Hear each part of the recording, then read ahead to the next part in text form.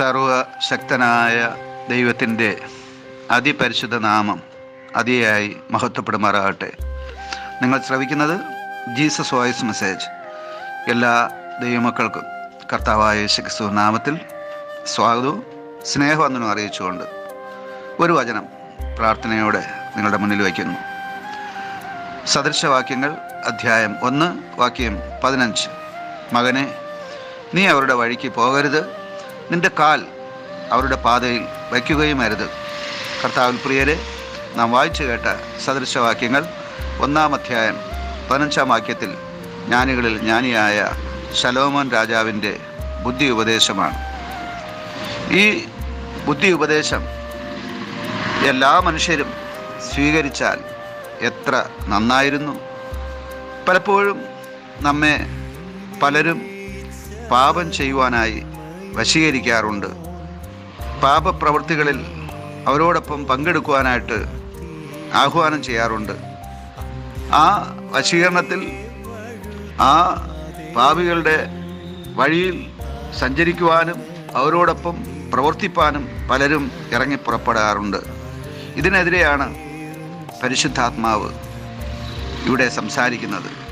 മകനേ എന്ന് വിളിച്ചുകൊണ്ടുള്ള ആ ദൈവത്തിൻ്റെ സ്വരം, അത് നാം തള്ളിക്കളയാനായിട്ട് പാടില്ല.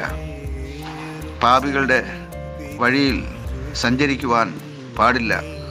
പാപികളുടെ കൂടെ ഒരിക്കലും ചേർന്ന് പാപം ചെയ്യാനായിട്ട് പാടില്ല. അത് നാശത്തിലേക്ക്, നരകത്തിലേക്ക് നയിക്കുവാനിടയാകും. പാപികൾ നിങ്ങളെ വശീകരിച്ചാൽ വഴിപ്പെട്ടു പോകരുതെന്നാണ് സദൃശവാക്യങ്ങൾ 1:10 പറയുന്നത്. അതെ, പാപികൾ പാപം ചെയ്യുവാനായി വശീകരിക്കും. അപ്പോൾ ആ വശീകരണത്തിൽ പെട്ടുപോകരുതെന്നാണ് ഇവിടെ പരിശുദ്ധാത്മാവ് ഉപദേശിക്കുന്നത്. മീൻ പിടിക്കുവാനായി ചൂണ്ടയിൽ ഇര കോർത്ത് എറിഞ്ഞു കൊടുക്കുന്നത് പോലെ പാപികൾ പലയിടങ്ങളിൽ വല വിരിക്കും. അത് വശീകരണമാണ്. അങ്ങനെയുള്ള വലയിൽ പെട്ടുപോകരുതെന്നാണ് ഇവിടെ പരിശുദ്ധാത്മാവ് രേഖപ്പെടുത്തിയിരിക്കുന്നത്. ഈ ബുദ്ധി ഉപദേശം നാം സ്വീകരിച്ചാൽ, ഈ പ്രബോധനം നാം സ്വീകരിച്ചാൽ നമുക്ക് ദൈവവഴിയിൽ സഞ്ചരിക്കുവാനായിട്ട് സാധിക്കും. നല്ല സുഹൃത്തുക്കൾ എപ്പോഴും നല്ലതാണ്. നല്ല സുഹൃത്തുക്കൾ നമുക്ക് ഉണ്ടായിരിക്കുക എന്നുള്ളത് ഏറ്റവും അനിവാര്യമായ കാര്യമാണ്.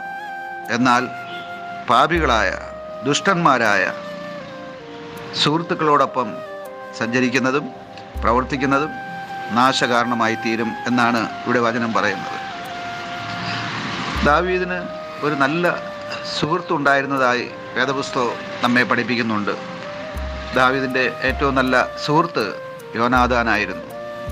പലപ്പോഴും ദാവീദിൻ്റെ ശത്രുവായ ശൗലിൻ്റെ കരങ്ങളിൽ നിന്ന് ദാവീദിനെ വിടുവിക്കുവാൻ സഹായിച്ചത് യോനാഥാനായിരുന്നു. ഇതുപോലെയുള്ള നല്ല സുഹൃത്തുക്കൾ പലപ്പോഴും നമ്മെ മരണത്തിൽ നിന്ന് പോലും വിടുവിക്കുവാൻ ഇടയാകും.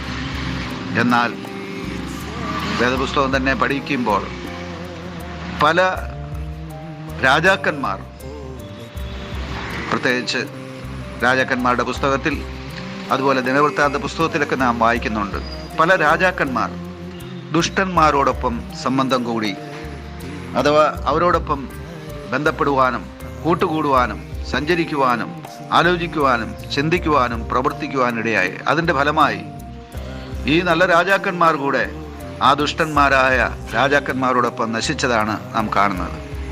പ്രിയമുള്ള ദൈവമക്കളെ, ഇന്ന് പോൽക്കാലം ഈ പ്രബോധനം നമ്മുടെ ഹൃദയത്തിൽ കരുതാം.